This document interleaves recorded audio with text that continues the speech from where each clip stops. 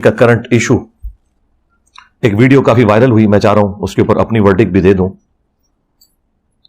پاکستان میں ایک مین stream media کا چینل ہے سونو ٹی وی کے نام سے، کچھ عرصہ پہلے وہ لانچ ہوا ہے۔ اس پہ نیوز بیٹ کے نام سے ایک پروگرام چلتا ہے، وہ پہلے کسی اور چینل پہ چلتا تھا۔ جب اس پروگرام کی جو اینکر ہیں وہ اس ٹی وی چینل کے اوپر آ گئیں تو وہ پھر پروگرام بھی اپنا ساتھ لے کر آئیں۔ اس پروگرام میں انہوں نے عید کے موقع کے اوپر ایک اچھا ٹاپک رکھا تھا کہ عید قربان جو ہے وہ ہمیں قربانی کا درس دیتی ہے، اور سورۃ الحج میں اللہ تعالیٰ نے واضح فرمایا ہے کہ اللہ تعالیٰ کو تمہاری قربانیوں کا نہ خون پہنچتا ہے نہ گوشت پہنچتا ہے، بلکہ تمہارے دلوں کا تقویٰ دیکھا جاتا ہے۔ اس کانٹیکسٹ میں ٹاپک تھا کہ اسلام جو کہ قربانی کا درس دیتا ہے، اسلام کے ماننے والے لوگ چاہے حکمران ہو یا عوام ہو، وہ سب ایک دوسرے کے اوپر ظلم کیوں اٹھاتے ہیں۔ یہ مرکزی ٹاپک تھا اس پروگرام کا۔ اس میں انہوں نے 3 گیسٹ بلائے ہوئے تھے، اور ان تینوں میں ہمارے مشہور زمانہ مولانا طاہر اشرفی صاحب حفظہ اللہ تعالی، جو دیوبندی مکتب سے تعلق رکھتے ہیں، اشرف تھانوی کی نسبت کی وجہ سے انہوں نے اپنے ساتھ اشرفی لگایا ہوا ہے، وہ موجود تھے۔ اور کاؤنٹر نیریٹو کے طور پر انہوں نے ساحل ادیم بھائی کو بلایا ہوا تھا، ایک مشہور یوٹیوبر ہیں، دین کے حوالے سے ماشاءاللہ ان کی کافی خدمات ہیں۔ ان سے جو ہمارا علمی اختلاف ہے وہ ایک الگ چیز، اور ایک نیوٹرل گیسٹ بلائے ہوئے تھے انہوں نے۔ ویڈیو تو میرا خیال ہے آپ میں سے اکثر لوگوں نے دیکھ لی۔ کتنے لوگ ہیں جنہوں نے ویڈیو دیکھ لی؟ ذرا ہاتھ کھڑا کریں جی۔ تو اس کا مطلب ہے کہ وہ ویڈیو آلموسٹ جو لوگ شوق رکھنے والے لوگ ہیں وہ دیکھ چکے ہیں۔ کافی وائرل ہوئی وہ ویڈیو۔ اس میں انہوں نے گفتگو کا آغاز تو مولانا طاہر اشرفی صاحب سے کیا کہ وہ اپنا پوائنٹ آف ویو سامنے رکھیں، تو انہوں نے ایگری کیا اینکر کے ساتھ کہ آپ کی باتیں درست ہیں، لیکن اینکر نے کاؤنٹر کوسچن کے طور پر ان سے پوچھا کہ اس کا ذمہ دار کون ہے، اصل یہ بات بتائیں۔ اب ظاہر ہے کہ کس عالم کی جرأت ہے اخلاقاً وہ مان لے کہ ہم لوگ مجرم ہیں اس پورے معاملے میں۔ عزتیں عوام سے ویل کرتے ہیں، چندے عوام سے کھاتے ہیں، اور الٹیمیٹلی جب ذمہ داری اٹھانے کی بات آتی ہے پھر بھی بجائے خود اٹھانے کے، بھئی آپ کو چندوں پہ بھرتی کیا تھا نا اس کام کے لیے، تو آپ سے ہی پوچھیں گے نا کہ آپ نے دین کے لیے کیا کیا، تو پھر وہ ذمہ داری عوام کے اوپر ڈال دیتے ہیں۔ اور یہی کام کیا طاہر اشرفی دیوبندی صاحب نے۔ انہوں نے کہا کہ علماء کی تقریریں ہی لوگ نہیں سنتے آ کر، عربی خطبے کے وقت، یعنی جو دوسری اذان کے بعد ایک خطبہ ہوتا ہے مختصر سا، اس وقت تو لوگ انٹر ہو رہے ہوتے ہیں مسجد میں، تو وہ جب علماء کا واز ہی نہیں سنیں گے تو انہیں کیسے پتا چلے گا کہ انہوں نے کیا کرنا ہے؟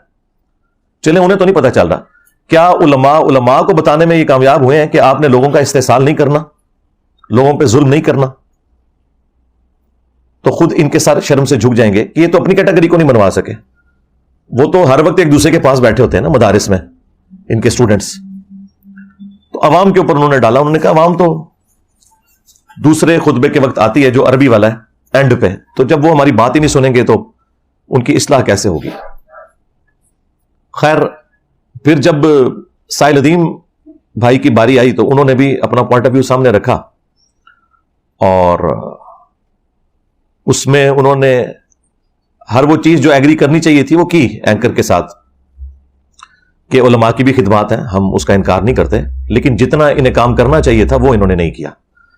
پلس انہوں نے یہ بھی مانا کہ پاکستان جو انیشلی تو ظاہر ایک سیکولر ریاست بننے جا رہی تھی، محمد علی جناح رحمہ اللہ تعالی مسلمان ضرور تھے، لیکن اس طرح کے وہ پریکٹسنگ مسلمان نہیں تھے کہ وہ اسے اسٹرانجلی کوئی اسلامی ریاست بنانا چاہتے تھے، لیکن علماء کی وجہ سے ہی پبلک اکٹھی ہوئی اور ایک ریلیجیس نعرہ بھی مل گیا جس میں مذہب کا رنگ بھی تھا، پاکستان کا مطلب کیا، لا الہ الا اللہ۔ اور پھر پاکستان بننے کے بعد سب سے زیادہ اگر کریڈٹ میں کسی کو دیتا ہوں تو مولانا مودودی رحمہ اللہ تعالی ہیں۔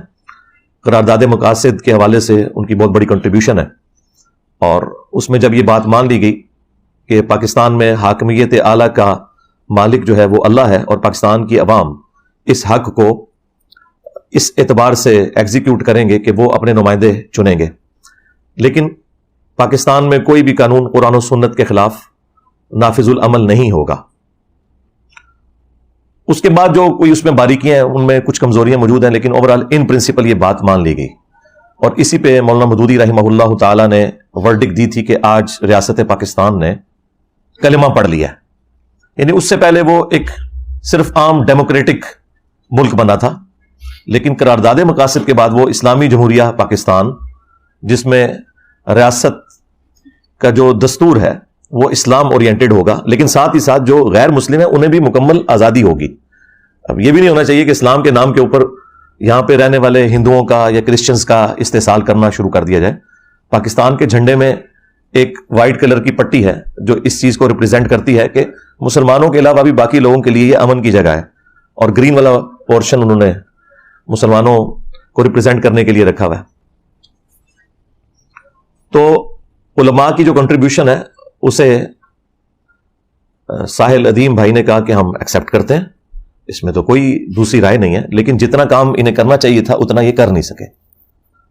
اور پھر انہوں نے اس میں مزید چیز ایڈ کی کہ 52 خطبات سال کے، یعنی ہر جمعے کا خطبہ علماء کے پاس اویلیبل ہے، پبلک نے آنا ہی آنا ہے مسجد میں، تو یہ اپنی بات کنوے کر سکتے تھے. لیکن ان کے اندر کوئی ایسی اٹریکشن ہی نہیں ہے جو سو کالڈ دنیاوی سیاسی رہنماؤں کے اندر موجود ہے، کہ ان کے جلسوں میں تو لاکھوں لوگ آ کے بات سن لیتے ہیں، اور تقریر سے پہلے ہی گراؤنڈ کے اندر لوگ موجود ہوتے ہیں. جس طرح یہاں میرے اس سٹیج پہ آنے سے پہلے یہاں 300-400 بندہ انتظار کر رہا ہوتا ہے، حالانکہ یہ سنڈے کا دن ہے، یہاں نماز بھی نہیں ہوتی، نماز مسجد میں ہی لوگ پڑھتے ہیں. جمعے والے دن تو پھر بھی نماز پڑھنی ہوتی ہے، مجبوری ہوتی ہے، لوگوں کو آنا چاہیے، لیکن نہیں لوگ بات سنتے. تو انہوں نے کہا کہ یہ اب دیکھنے کی ضرورت ہے کہ علماء کے اندر اٹریکشن کیوں نہیں ہے، کہ 52 خطبات اویلیبل ہیں ان کے پاس، یہ اپنی بات کنوے کر سکتے تھے لیکن نہیں کر سکے یہ. اور جمعے کے خطبات بھی لوگ جو ہے وہ عین وقت پہ مسجد کے اندر آتے ہیں سننے کے لیے. اب یہ والا جو پورشن ہے یہ آلریڈی طاہر اشرفی صاحب نے خود مانا ہوا تھا کہ لوگ نہیں آ کے ہماری بات سنتے. اب وہی بات جب ساحل ادیم بھائی نے ریپیٹ کی تو یہ ان کو کاٹ گئی. بات تو سیم ہی ہو رہی تھی، لیکن وہ اسے اپنے اوپر کرٹیسزم انہوں نے سمجھ لیا. پلس انہوں نے یہ کہا کہ دیکھیں آئنسٹائن ہے یا اسی طریقے سے دنیا میں جو بڑے بڑے لوگ ہیں ان کی لیگیسی کوئی آگے جماعتیں نہیں لے کے چل رہی، نہ ان کے پاس کوئی پلیٹ فارم ہے، ان کا اپنا کام بول رہا ہے. اور لوگ پیشن کے ساتھ، جو فزکس کی فیلڈ کے لوگ ہیں وہ آئنسٹائن کو، نیوٹن کو پریزنٹ کرتے ہیں، اسی طریقے سے کیمسٹری کی فیلڈ کے لوگ اپنے بڑوں کا ذکر کرتے ہیں. اور لوگوں کو انہوں نے اس اعتبار سے قائل کر لیا، اور بات ٹھیک بھی ہے. سائنس نے آج ہماری جو زندگی آسان کی ہے، یہ ساری برکات ہمیں اجمیر شریف والوں نے تو نہیں دی ہیں، نہ بغداد شریف والوں نے دی ہیں، اور نہ دیوبند شریف نے، اور نہ بریلی شریف نے. یہ بیچارے تو پوری زندگی یہی نہیں طے کر سکے کہ اسپیکر میں نماز ہونی چاہیے یا نہیں ہونی چاہیے. شروع میں تو ان کے فتاوی جات اس کے اوپر آتے رہے، تصویر کے مسئلے پہ آتے رہے، اور اب حالت یہ ہے کہ یہ اسپیکر اور تصویر کسی زمانے میں اشرف علی تھانوی اور احمد بریلوی دونوں کے نزدیک حرام تھا، اور آج ان کی لیگیسی جو لوگ لے کے چل رہے ہیں وہ گریجولی اس لیول تک پہنچے کہ اسپیکر اور تصویر پہلے حرام ہوئی، اس کے بعد پھر مباح ہوئی، پھر مستحب ہوئی، اب واجب اور فرض ہو چکی ہے. مولوی سٹارٹ نہیں ہوتا جو اسپیکر تو بغیر، کیمرے تو بغیر. اس کا مطلب ہے کہ علماء کو جو دور جدید کے تقاضے ہیں یہ سمجھنے میں عوام سے بھی زیادہ ٹائم لگتا ہے. یہ سوچنے کی بات ہے نا. اس کا مطلب ہے کہ عوام الناس کا انٹلیکچوئل لیول ان سے زیادہ ہے. عوام کو پہلے سمجھ آ جاتی ہے کہ بھائی یہ وہ تصویر نہیں ہے جس تصویر کی ممانعت تھی شریعت میں. چند انٹلیکچوئل علماء بھی تھے، علماء عرب، مولانا مودودی، ڈاکٹر اسرار، ڈاکٹر طاہر القادری، یہ وہ لوگ تھے جو شروع سے ہی اس تصویر کو اس کیٹیگری میں نہیں سمجھتے تھے. لیکن جو آرتھوڈاکس قسم کی جو روایتی سوچ ہے وہ تو شروع سے ہی ان چیزوں کے مخالف رہے، اور آج اس کے بغیر سٹارٹ نہیں ہوتے. لیکن اب لیٹ ہو چکے ہیں کیونکہ انجینئر صاحب میدان میں آ گئے. اور یہ جو بعض لوگوں کو زوم ہو گیا نا کہ انجینئر صاحب پہلے آ گئے ہیں، اس وجہ سے میں کہتا ہوں کہ مجھے چھوڑ دیں، آپ لوگ کوئی علمی ویڈیو بنائیں، میں اپنے چینل سے اسے شیئر کرواتا ہوں، ہم دیکھ لیتے ہیں لوگ آپ کی بات سنتے ہیں کہ نہیں. آپ کی بات میں کوئی وزن ہی نہیں ہے. اور خدا نہ خواستہ اگر آپ کامیاب ہو گئے قرآن و سنت بیان کرنے میں، اور یہ میں صرف مزاح کے طور پر کہہ رہا ہوں، میری تو خواہش ہے، تو میں تو اپنے سٹیج پہ آپ کو بٹھاؤں گا جس پہ آپ قرآن و سنت آ کے بیان کریں، بجائے فقہ حنفی بیان کرنے کے، صوفیاء کے جھوٹے واقعات بیان کرنے کے، بابوں کی کتابوں کے ریفرنسز دینے کے. اللہ کی کتاب اور اس کے محبوب صلی اللہ علیہ وآلہ وسلم کی سنت بیان کریں جو اتھینٹک نالج ہے. تو لوگ آپ کی بات سنیں گے. تو لوگ ہمیں کہتے ہیں کہ جی یہ چونکہ آپ پہلے آ گئے, میں کہتا ہوں جی ہم ابھی بھی نہ آئے ہوتے, ہم نے